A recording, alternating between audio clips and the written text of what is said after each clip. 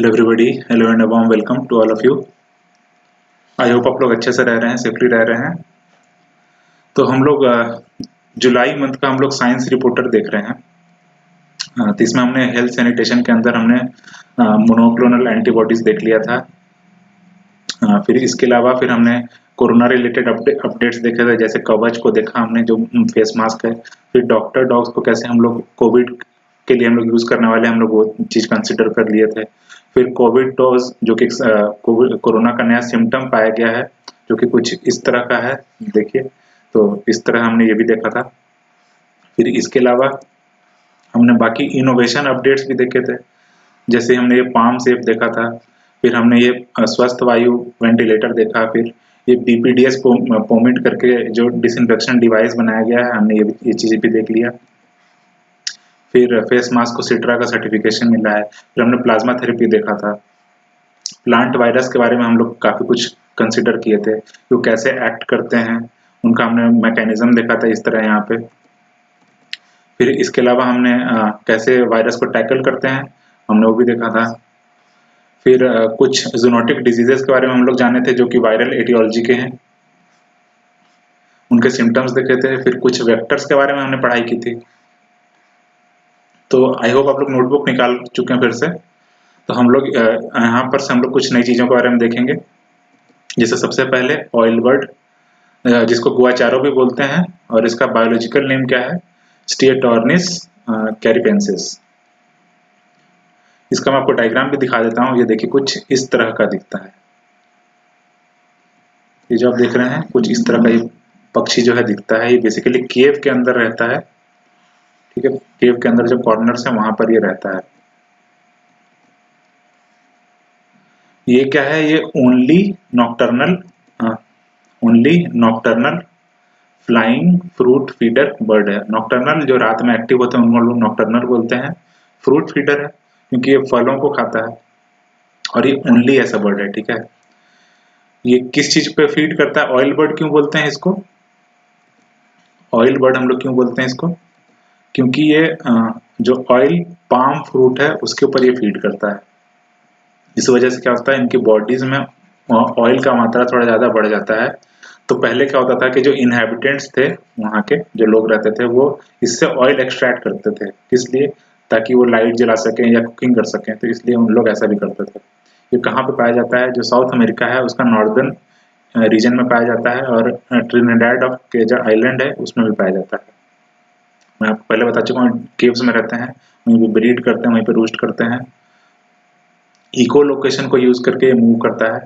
अब ये बर्ड्स के जैसा नहीं होता इनका इको लोकेशन। इनका जो है सोनार क्राइज होता है, हाई पिच का होता है, और ये हम लोग को भी ऑडिबल है, जबकि बैट्स का हम लोग को सुनाई नहीं देता है। ये चीज इंटरेस्टिंग है। और इनका जो नेस्ट है, इनका जो नेस्ट है वो कोन शेप्ड होता है। कोन आप लोग को पता होगा, इस तरह का कुछ होता है, इस तरह का इनका नेस्ट होता है। ये कैसे बनाते हैं अपना नेस्ट? जो रिगर्जिटेटेड फ्रूट पल्प है, यानी कि इन्होंने कुछ फ्रूट का कंजम्पशन किया, उसको वापस जब ये उगल देते हैं तो उसको हम लोग रिगर्जिटेशन बोलते हैं।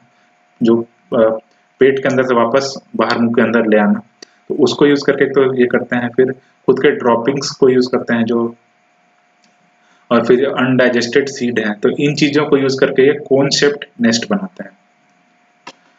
तो ये बेसिक चीजें हो गई ऑयल बर्ड के बारे में। अब अगले टॉपिक की ओर बढ़ते हैं, इलीगल वाइल्ड लाइफ ट्रेड। तो वाइल्ड लाइफ ट्रेड जो है काफी बढ़ गया है इलीगल तौर पे। जैसे कि ये आप लोग टाई देख रहे हैं, टाई जो है स्नेक के स्किन से बनाया गया है यहाँ पे, और टाइगर का स्किन का भी काफी ट्रेड होता है। तो किन किन चीजों के लिए वाइल्ड लाइफ का ट्रेड होता है? एक तो मीट के लिए होता है, फिर मेडिसिन के लिए होता है, फिर एफ्रोडीजियाक के लिए भी इसको यूज किया जाता है। फर कोट है, फिर ट्रॉफीज, कुछ लोग इसको ट्रॉफीज के तौर पे भी गिफ्ट करते हैं दूसरे को। एक golden triangle special economic zone है। गोल्डन ट्रायंगल आपको पता होगा कि जो थाईलैंड, लाओस, म्यांमार है, यहाँ के बॉर्डर पे जो है, इसको गोल्डन ट्रायंगल बोलते हैं, इस एरिया को हम लोग बोलते हैं। तो यहाँ पर जो है ओपनली क्या होता है, आइवरी और टाइगर का स्किन सेलिंग होता है। तो यहाँ पर जो है ओपनली हो रहा है और ये इलीगल है, ये लीगल नहीं है। तो और इशू क्या है कि हम लोग जो प्रोहिबिशन करते हैं अगर इसका ट्रेड का, तो इस वजह से क्या होता है, अंडरग्राउंड हो जाता है, तो इस वजह से इनको कंट्रोल करना और मुश्किल हो जाता है। तो हम लोग आखिर इसका फिर वे फॉरवर्ड क्या है, तो हम लोग एक तो अवेयरनेस फैलाएं, हार्मनी स्टैब्लिश करें, और हमें इलीगल ट्रेड को तो खैर बंद करना ही है, तो इसके लिए हम लोग को रेगुलेशन करने की जरूरत है। इस चीज को रेगुलेट करेंगे तो ये इशू जो है रिजॉल्व होगा। अगले टॉपिक पर बढ़ते हैं जो कि स्पेस टेक्नोलॉजी से रिलेटेड है। तो रिसेंटली क्या हुआ है कि जो ब्लैक होल एक चीज होता है, ठीक है, आप लोग सुन भी चुके होंगे। ब्लैक होल क्या है, जो अर्थ से क्लोजेस्ट ब्लैक होल जो रिसेंटली डिस्कवर हुआ है, ये टेलीस्कोपियम कॉन्स्टेलेशन में ये पाया जाता है, और ये अर्थ से 1000 लाइट ईयर्स अवे है, इतना दूर है अर्थ से। एक ब्लैक होल क्या होता है, ब्लैक होल बेसिकली क्या होता है, ब्लैक होल इसका बेसिकली क्या है, डेंसिटी बहुत ज्यादा है और ग्रेविटी बहुत ज्यादा यहाँ पे होता है। तो इस वजह से क्या होता है, क्योंकि ग्रेविटी इतना ज्यादा होता है यहाँ से, तो कोई भी लाइट या कोई भी मैटर जो है यहाँ से एस्केप नहीं कर पाता है। तो मान लीजिए कि ये ब्लैक होल है, तो यहाँ से कुछ भी एस्केप नहीं कर पाता है। ये भी आपको डायग्राम अच्छे से पता चलेगा, कुछ देर में देखेंगे हम लोग डायग्राम भी। तो इस वजह से क्या होता है, क्योंकि यहाँ से कुछ एस्केप ही नहीं कर पाता, लाइट भी यहाँ से एस्केप नहीं करता, इस वजह से ये ब्लैक होता है, तो इसलिए ब्लैक होल है। अब कुछ टर्म्स हैं, वो चीज देखिए। एक तो है इवेंट हॉराइजन, तो इसका जो बाउंड्री होता है, ठीक है, उसको हम लोग जो एज पे जो बाउंड्री होता है उसको हम लोग इवेंट हॉराइजन बोलते हैं। ये इसको पॉइंट ऑफ नो रिटर्न भी बोलते हैं, क्योंकि यहाँ से अगर मान लीजिए कि यहाँ से कोई क्रॉस कर रहा है, अगर यहाँ पे पहुंच गया तो इसके अंदर जाएगा, क्योंकि यहाँ पे इतना ज्यादा ग्रेविटी है, इसलिए इसको पॉइंट ऑफ नो रिटर्न बोलते हैं। यहाँ से कोई चीज बाहर नहीं जा सकता है।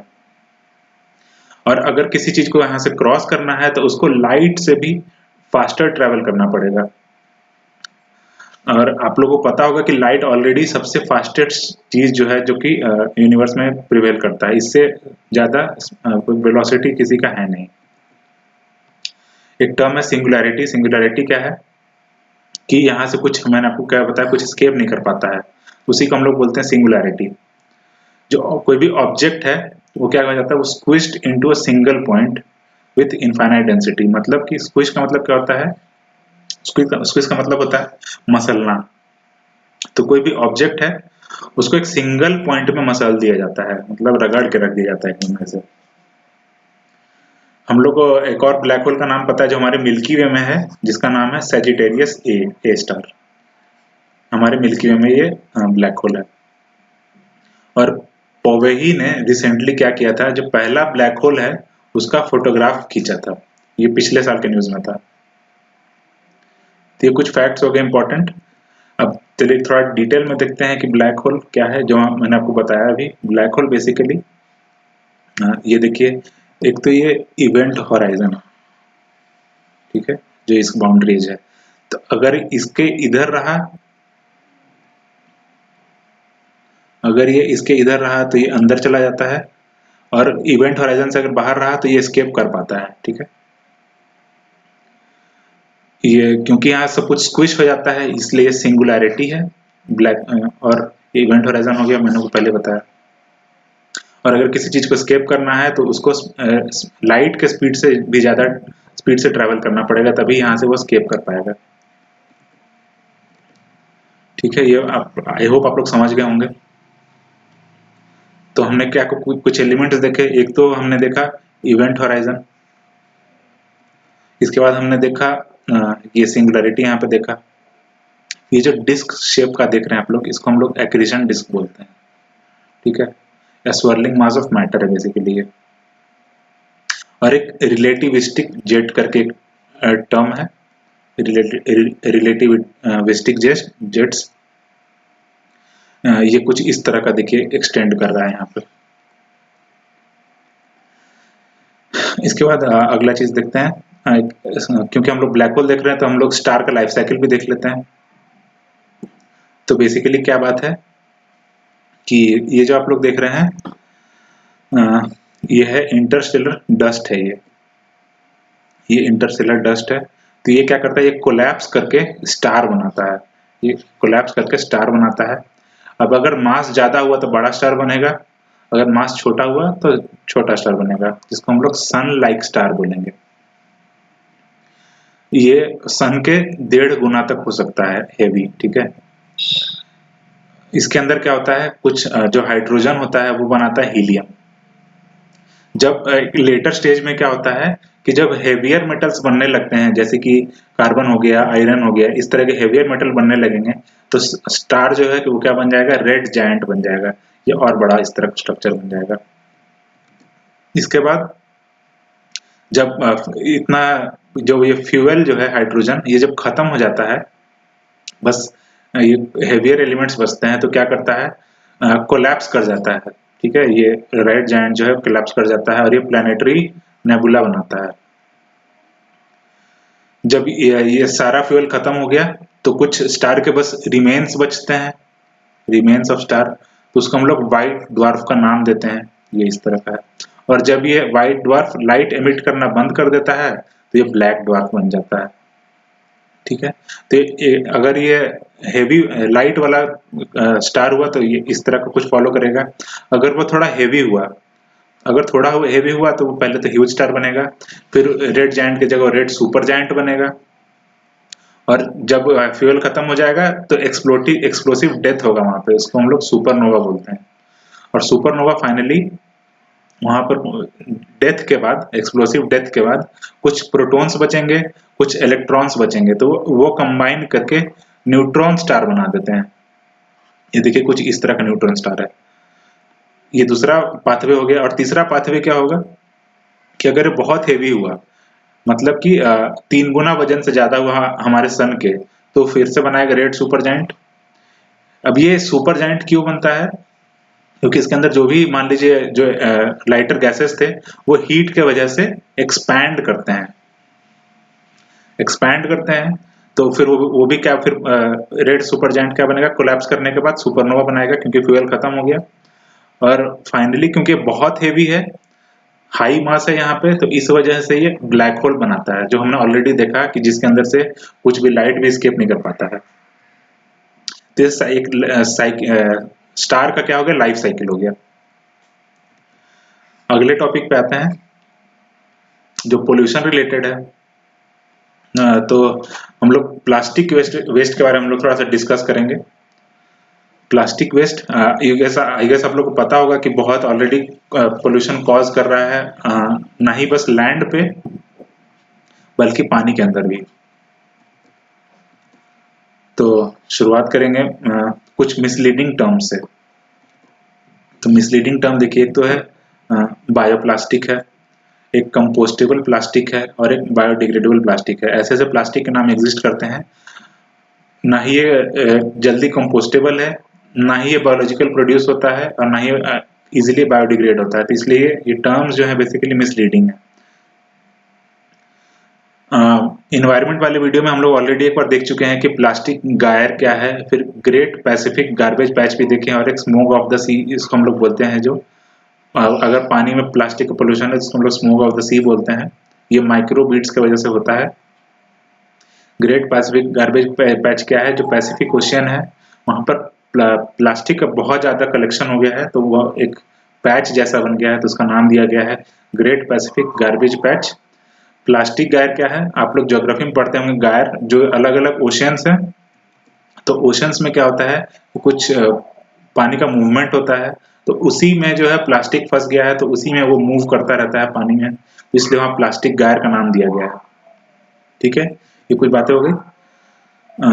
टॉप 3 प्रोड्यूसर्स प्लास्टिक के क्या है, पहले नंबर पे हर जगह आजकल क्या आ रहा है, चाइना।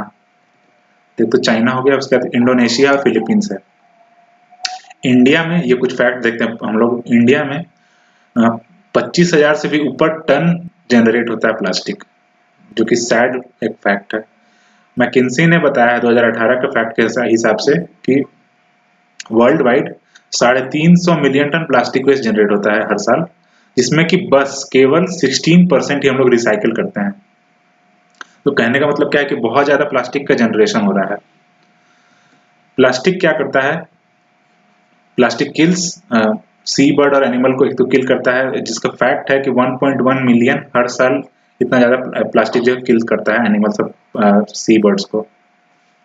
और द गार्जियन जो है मैगजीन, उसने क्या बताया है कि जो हम लोग कोविड में हम लोग मास्क यूज कर रहे हैं उसका ऑलरेडी नंबर जो है जेली फिश के पॉपुलेशन से ऑलरेडी एक्सीड कर चुका है।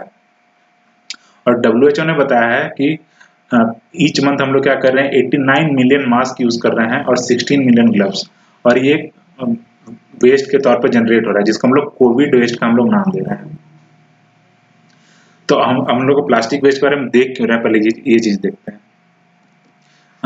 रिसेंटली क्या हुआ है कि पेट हाइड्रोलाइसिस करके है, एक एंजाइम है, इस पे काम हुआ है। तो ये क्या करता है, पेट को बदलता है, तोड़ता है। ठीक है, पेट क्या है, प्लास्टिक में यूज होता है इसको बनाने में। ये क्या है, पॉलीइथाइलिन टेरेथलेट। ठीक है, इसको ये जो हाइड्रोलाइसिस है किस में तोड़ता है, इथिलीन ग्लाइकोल में तोड़ता है और टेरेथेलिक एसिड में। तो हाइड्रोलाइज का ये काम है कि इस चीज को ये तोड़ता है दो चीजों में। ठीक है, जो ये टेरेथेलिक एसिड है इसको हम लोग रिसाइकल करके फिर से हम लोग पेट बना सकते हैं, ये चीज इंपॉर्टेंट है। तो हम लोग को अलग रॉ मटेरियल का जरूरत नहीं पड़ेगा, इस चीज को हम लोग तोड़ेंगे और वापस से हम लोग इस चीज को प्रोड्यूस करेंगे, ताकि हम लोग को नया रॉ मटेरियल का कंजम्पशन ना करना पड़े।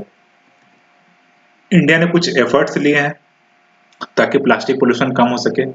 तो जैसे एक प्लॉगिंग आप लोग सुने होंगे टर्म था। प्लॉगिंग क्या है, बेसिकली जब आप लोग जॉगिंग करते हैं तो जॉगिंग करते वक्त ही आप लोग कुछ प्लास्टिक को जो वेस्ट है उसको पिक करते रहते हैं।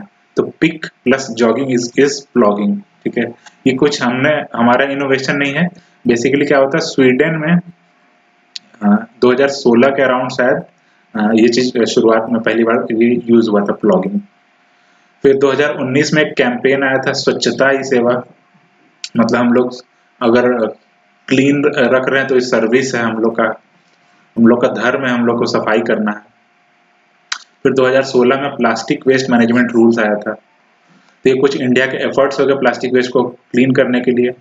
फिर इंटरनेशनली भी देखिए कि सिंगापुर में ब्रिंग योर ओन मूवमेंट है। वहां पर क्या कहा जाता है कि आप लोग खुद का प्लास्टिक का बॉटल लेके पीने के लिए, या फिर खुद का यूटेंसिल चम्मच बर्तन ये सब लेकर आइए, ताकि प्लास्टिक वेस्ट जो है वो रिड्यूस हो पाए।